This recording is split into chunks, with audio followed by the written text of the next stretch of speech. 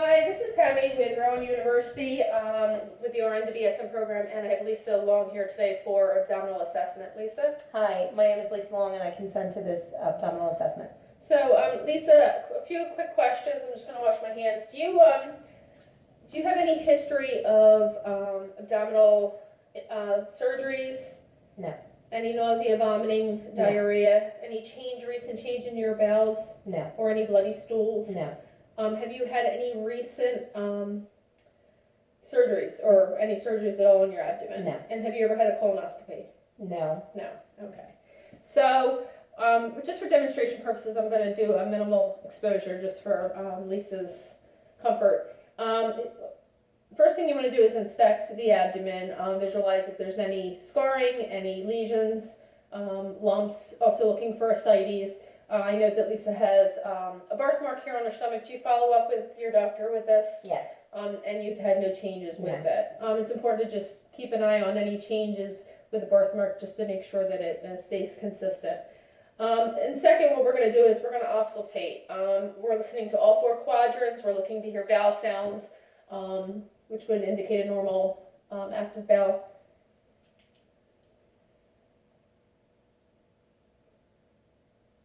And you're listening for a few seconds over each quadrant, listening for 5 to 20 gurgles to indicate normal functioning.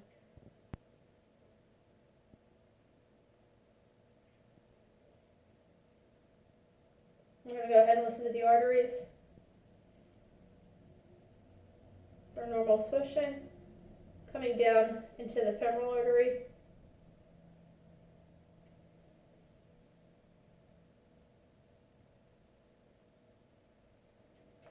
And we do have good bowel sounds. And then we're going to start with percuss. And basically, you're mapping out the areas here, looking to see. You're going to hear tympanic, which is indication of air. As you go over the border of the liver, you're going to hear more of a dull sound, and that helps you map out the areas. Also looking for trapping there, and that's nice and that's good.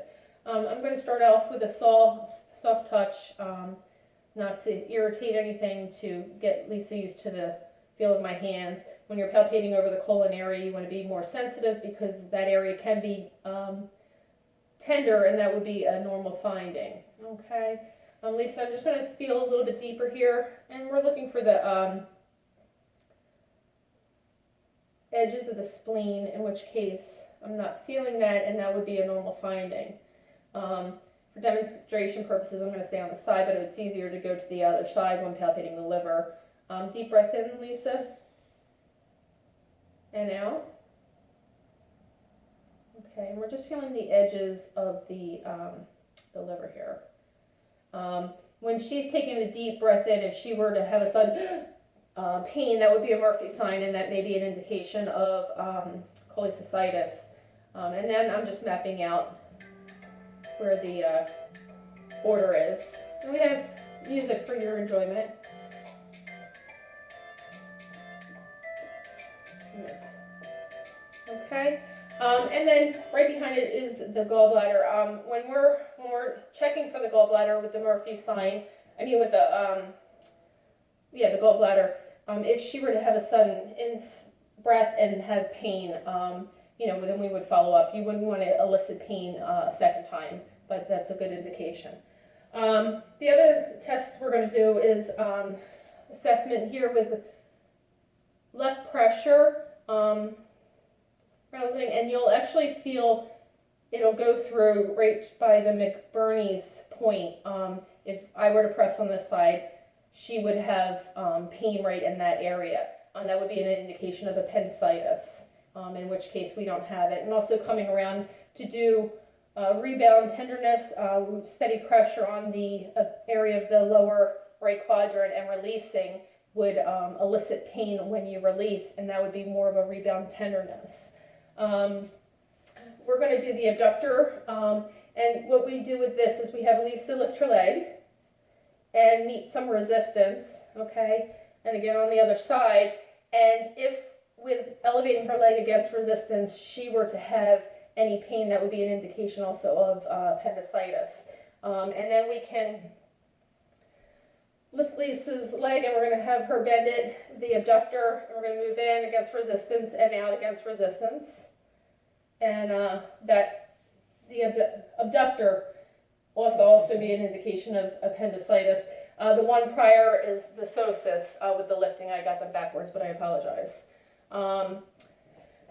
With the liver, there's another test. It's not as popular, but if we knew that Lisa had some known liver issues, that more of a deeper palpation of the border of the liver would be painful, we can do a scratch test.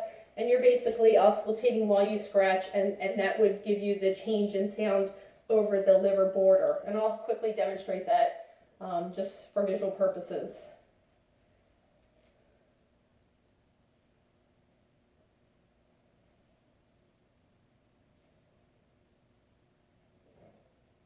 Okay. And then we also, I'm going to pull your shirt down just for some comfort for you. When checking the when we're checking the deep vein, the deep jugular vein, you can press at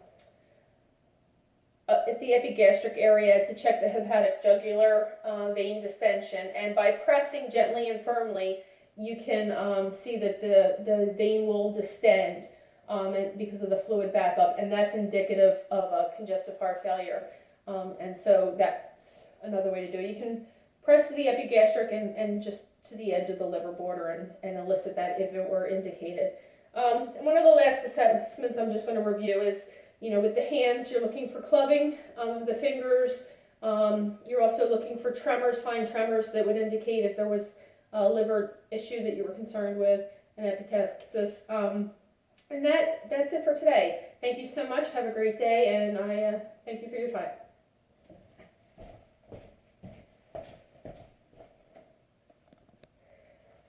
And for correction, it's not, it's obturator muscle with the legs when you're bending the knees. I used another word, but it's obturator. Thank you. Have a great day. So she'll be